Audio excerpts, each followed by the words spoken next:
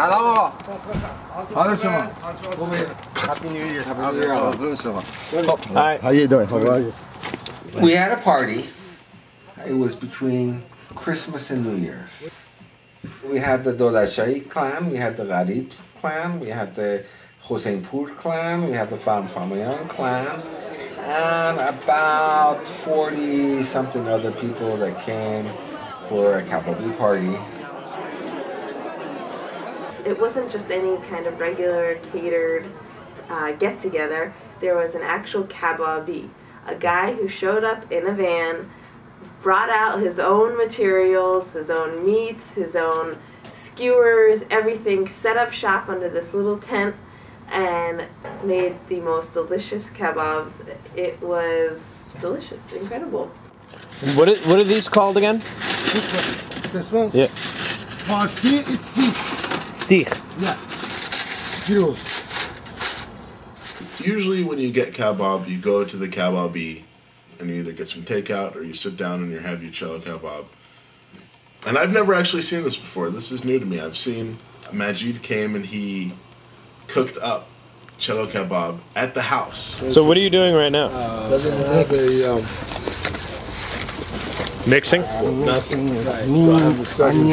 saffron, my dad knows all that stuff because he went through it for me. This was part of the process that I watched Majid pull off, which was him reaching into this, literally a giant bucket of meat, grabbing a handful, wrapping it on the skewer, and then he would wet it. He would wet his hand and put some water on there, and he would use his thumb to give it the typical cello kebab ridges.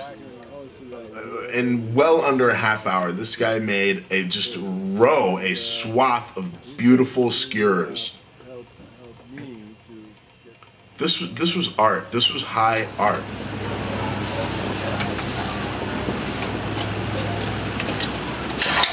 You don't remember me, do you?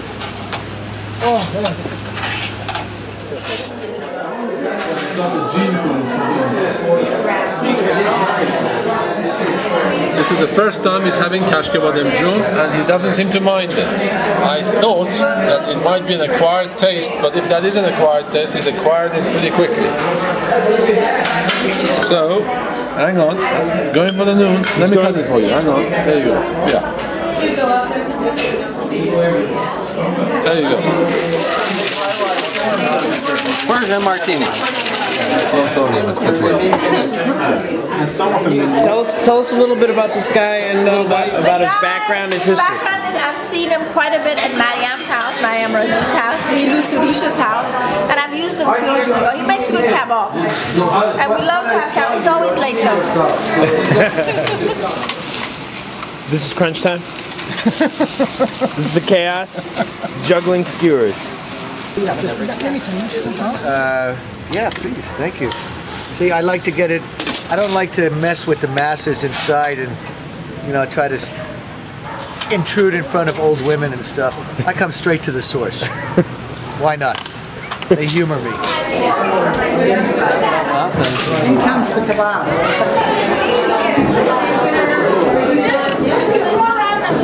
Now, what do you think of this kebab? Delicious. What did you think about it? I think it's the best kebab I've ever had.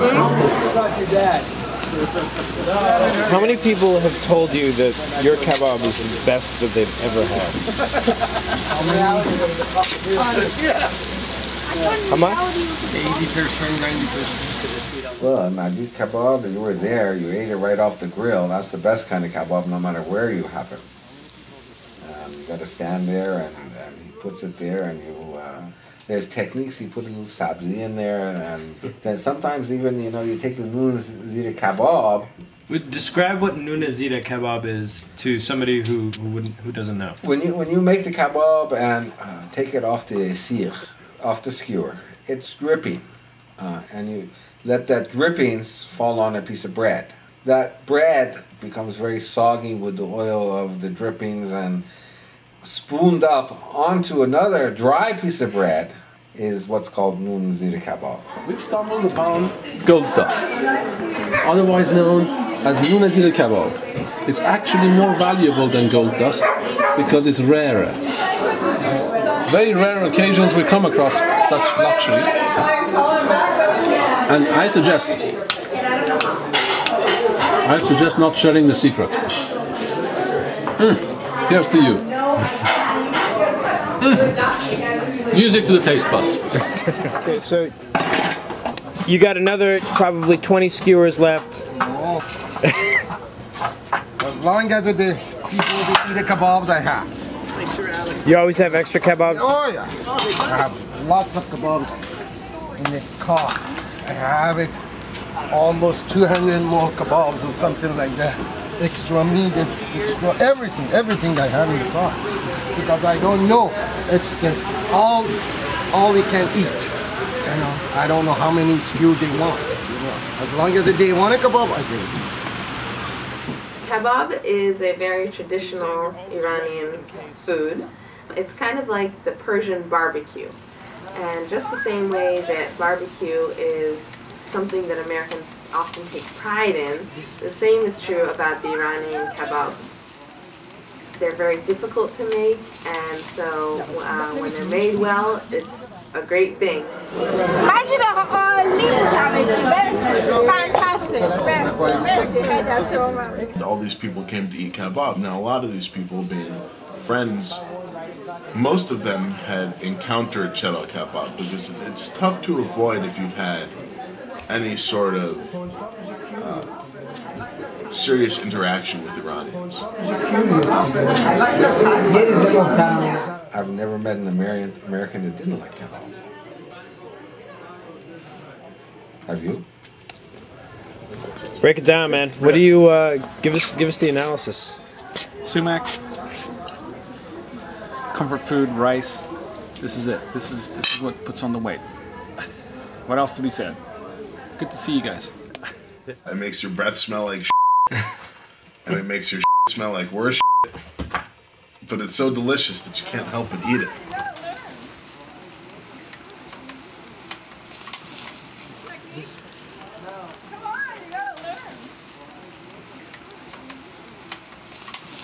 Yeah, let me finish.